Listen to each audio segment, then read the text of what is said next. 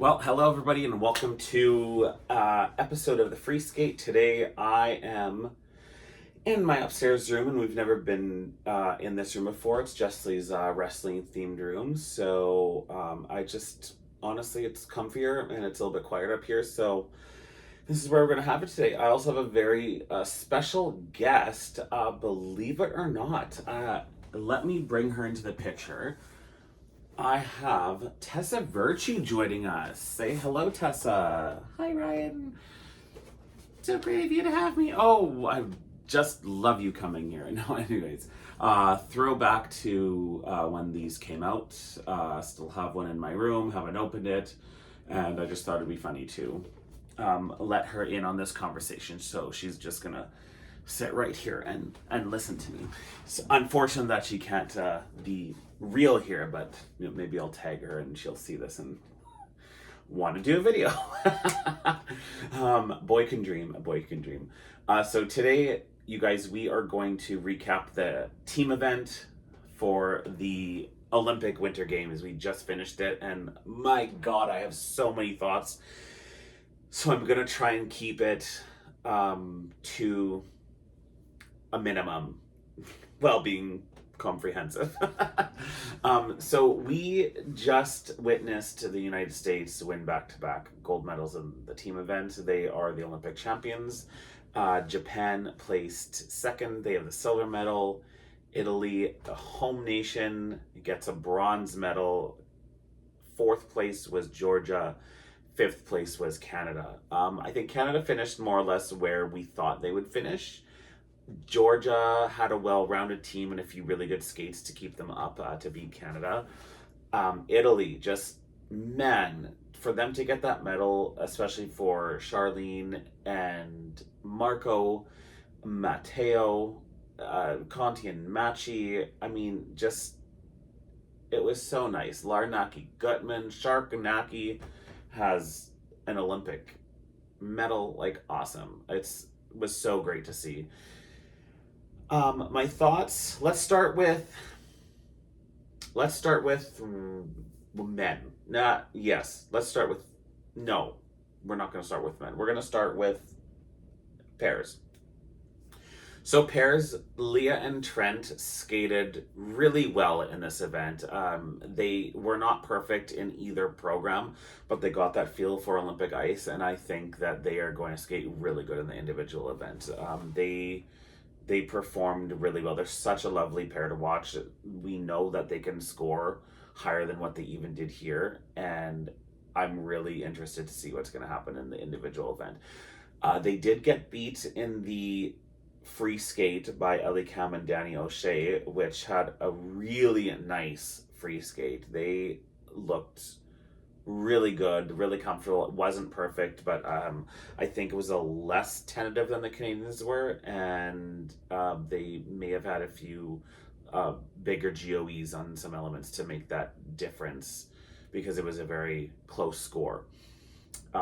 So that was really, really important for the United States to get an extra point, because I think a lot of people were thinking that they would finish fifth in pairs, and when they beat the Canadians, that gave them an extra point that they probably weren't expecting that they would get.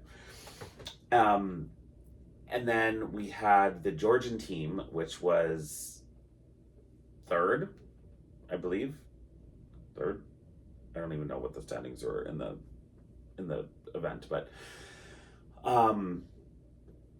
they scare the crap out of me on their lifts. When he's taking his 4-foot wide C-turn every single time, I think he's going to drop them. Alas, they do have very nice elements. They had great side-by-side jumps. They had a great twist. They look very smooth on the ice, and they are a very pleasant team to watch. Just those lifts, I mean, just drive me crazy. I think they're so scary to watch. Thank God the boards are padded, because God forbid she fall. Hopefully she's going to fall into a padded board and not, into a hard wall or a hard ice surface. The Italian team, they were not perfect, but they were good enough to secure the points for them. And then we have the Japanese team. I mean, they had an absolutely gigantic score. I think it was 155 in the free program. That is absolutely massive. So they are still definitely the clear favorites to win the Olympic gold medal for sure come the individual event.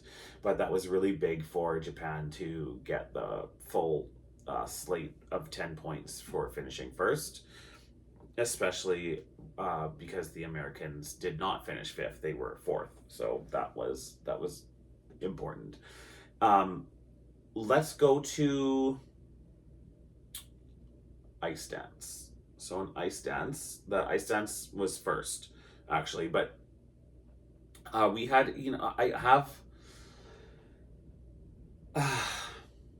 I have questions. So I mean, I know Marjorie and Zach were supposed to do the free dance anyways, but I don't think Canada thought they would be that close. So them putting in Marjorie and Zach still after they knew how close it was, they could have put in Piper and Paul, but moot point now.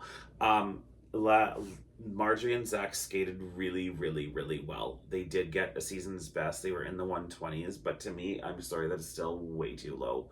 I don't understand at all, and I've said this a few times before. I cannot understand the point difference between them and literally anyone else compete.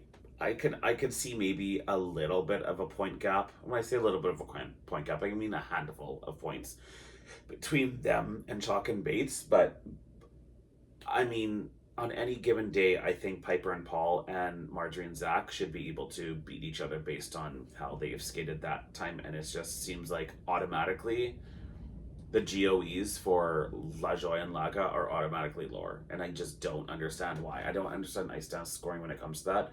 I think it's still way too political and it drives me absolutely crazy.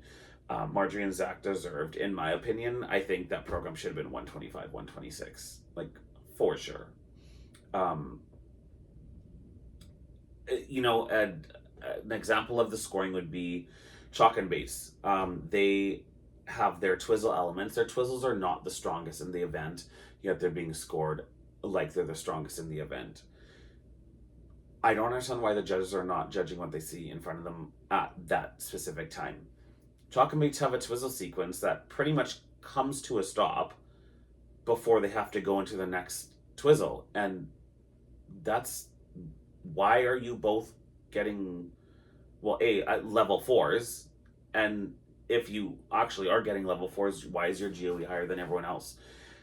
There are quite a few teams that have better twizzle sequences than them, and yet they're getting scored the highest. I genuinely don't understand it. For PCS wise, I can get behind maybe the way they performed their free dance, especially in this team event, was phenomenal. I think they skated the best that they've skated that all year, and I totally bought into it. And when they finished on the ice, I was like, wow. I was like, there's no way that they're losing the Olympics if they skate like that.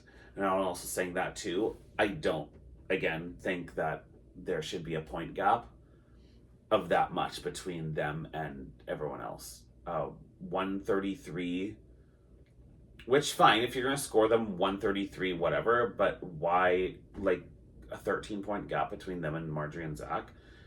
Don't understand it. Not saying Marjorie and Zach should have beaten them, but I don't see where these 13 points coming from.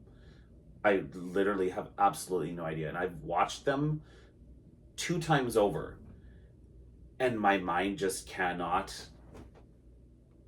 Like, if it was justify the 13 points or die, like, I'm dying. Because I actually can't justify them. I have no freaking idea. So if anyone has any insight to this, let me know. Or, I mean, I don't know. Do we have... I mean, even, like, Fear and Gibson in the rhythm dance, because they didn't make the free dance, scored 80... What was it? 86 or something? Or... Yeah, 86. I don't remember what their exact score was. But it's like, they're not technically as strong as some of the other skaters, yet they're being scored as if they are. You know what? Their presentation is spot on, and they rock that Spice Girls, and I love watching it. But if I'm being real and I'm being a judge, I think you need to judge elements as they come in and separately. They don't all have to get high Jewies. They don't all have to have like a status mark of like, oh, they're a good team, so they're automatically going to get like, it's like they have minimum GOEs that they're going to give certain teams. Same thing for like a choreo sequence, a choreo step sequence. Some of the top teams do not have anywhere close to the best step sequences. Like, but for me, there are a few teams that didn't even make the Olympics that I could say probably should deserve a +5 GOE on their step sequence. And here we have some of them coming at like 2, but then we have the French or the American team getting 6 plus like a GOE of like 6. That's crazy. I genuinely don't understand that. It's mind-boggling to me. So in any case, Chalk and Bates won the free dance and deserved. Awesome. I don't have any complaints about that. I really would like to understand the scoring a little bit more. And especially when I see not anomalies, but like example, I think I mentioned this in the last episode, was the French team when they did their twizzles and Gilliam happened to stumble on one of his twizzles. That should have been a 1 to 2 level loss for sure. It wasn't. He got a level 4 and a high GOE. Why? I don't understand. So you judges are not marking what they are seeing, or so I shouldn't say the judges. The tech panel should be losing levels. Like they should be taking away levels for that. I don't get it. I don't. My mind hurts thinking about it even more. So so we had Chalk and Bates, Lajoie Laga, Guinard Fabry, Davis and Smolkin, which by the way, I did like their free dance. They have improved so much over this year, and I think they're just a really nice, well-packaged team that's going to deliver 2 strong programs. And there's nothing negative about that. They've improved a lot. They look good. I do like both their programs. I actually love their rhythm dance. It's different than anything else we've seen this year, which is refreshing because there's so many repetitive types of music. This one is a complete standout, and it's a very difficult song to skate to because it's so like punkish, and they do a really good job of it. So I mean, I know some people don't like it, but for me, it's very refreshing to see. And they somehow their choreography and their attitude in it works for me. So good on them. So the United States got their full points for that, and then the Japanese team got 5th. So there was that point differentiation where America needed their full points, and Japan got 5th with their ice dance team, and that was kind of expected where they would fall. This now we will go to the women. So Amber Glenn, this is where it becomes interesting because they didn't get as many points as they assumed they would. So this made Japan creep a little bit closer and come within striking distance. Amber Glenn fell behind Anastasia Gabanova in her free skate. Amber was tight on her triple axel, was tight, kind of fought through a few more jumps, and Anastasia skated really, really well, and Anastasia beat her. That was surprising. That was not in the cards, and it made Team Japan, who we had Kari Sakamoto just like slay one out, won her free skate more than convincingly. I mean, that's just crazy. Like, it's gonna be so good in the individual event. I'm so excited to see. So we had and Maddie Skizas was in 5th, or yes, she finished 5th in that portion. She still did skate well. She missed her opening triple Lutz, but she did skate really, really well after that. And so she pulled it together, but she did only get one, God, I don't remember. I don't have my thing in front of me. 120, I want to say 124, I could be wrong. Or, yeah, 124. Then we had some skaters. I mean, like Italy's Lara Naki Gutman didn't, didn't see the most cleanly skates in the women's event. I feel like the whole women's event was just a little bit like, ugh. So I hope they've like released that and we will see a really good individual event. But this is where the point gap started to close because Kaori got the full 10. Amber was not second, so there was a few more points that Japan creeped back in. And then by the time the men's event came, we had a showdown. Stephen Goglov of Canada showed up. Absolute stud so far. His short program and his free skate were just awesome. That guy has gotten better every single time he has come out into a competition this year. He went from being not thought of to making the Olympic team to, if he did, it probably wouldn't be anything serious, to coming through the rest of the season, skated at nationals, had phenomenal scores, comes into the Olympics every time just better and better and better. Guy gets a 92 in his short program, which in my opinion was still a little bit too low. I think he should have got a slightly bit higher than that. And then he gets his free skate, and his free skate was not absolutely perfect, but I mean, it was really, really, really good. And he has shown the world that he's to be taken seriously. He pulls two skates together like that in the individual event, the guy could be top 5 or 6. Especially considering we don't know what guys are going to show up and who's going to pop what, who's going to do 4 quads, 3 quads, 5 quads, 6 quads, who knows. Then we had Ilya skate.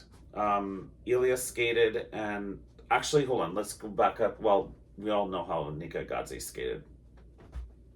Was not great. Then we had Matteo. Matteo skated so phenomenal. He locked it in for Italy, getting the bronze medal. Stunning program. Looked sublime on the ice. So smooth. He got, he doesn't have a million quads, but the quad that he did, he landed really, really nicely. Honestly, really great to see. And that emotion that was let out and the cheers in the crowd and how he slid right into their end after the skate was just embodied what the whole Olympic spirit is like, and I'm just so happy for him. I've been a big Matteo fan forever, and they just completely deserved that moment, especially on home ice. And when he started the program, when his face is in the camera, that sets a mood. He means business. He's looking at millions and millions of people in the eye at that moment, and he knows it, and he did a really, really good job. So congratulations to him. Ilya then skated. He had a slightly watered down program. This guy still gets 200 points. He did enough, barely enough. He was not perfect. He again looked tight. There was a few mistakes, but that extra combination that he put in, that was, I think it was a quad flip triple axel sequence, is insane for point value, and that is 100% what sent him in to get that first place finish, because when Shun skated, he was absolutely phenomenal. 100% the skate of the night. Shun Sato was so good. Every one of his elements to me was like a +4 to 5 GOE. The skating was so smooth. His jumps were so good. His tech content was not as high as what Ilya's was, but when that GOE is so good on everything, he gains those points and gains those points and gains those points. I was a little deterred with his score, and I understand that some levels came off of his spins, and especially his combination spin at the end. I think he only got a V on it, so it's like it counts, but it means he didn't get all the positions of the combo, so that base value is lost on it, and that was a big error. That was definitely a few points for sure. What I just really didn't like, and I don't know if it would have been enough points to make him win, because there was a few points left on the table with Shun when he had the levels that didn't come out. I think his step sequence was maybe level 2. I could be wrong, but I think I remember seeing it at 2, and I remember the spin, one of his spins was lower to the combination spin that I said. There might have even been another spin that was not a level 4.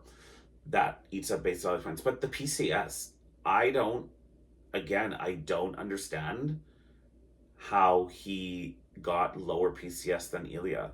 Like that, that's wrong. It's just wrong. Shun is a better skater than Ilya. Period. He should have better PCS than Ilya. That program was stunning. There's no reason why Ilya beats him in PCS.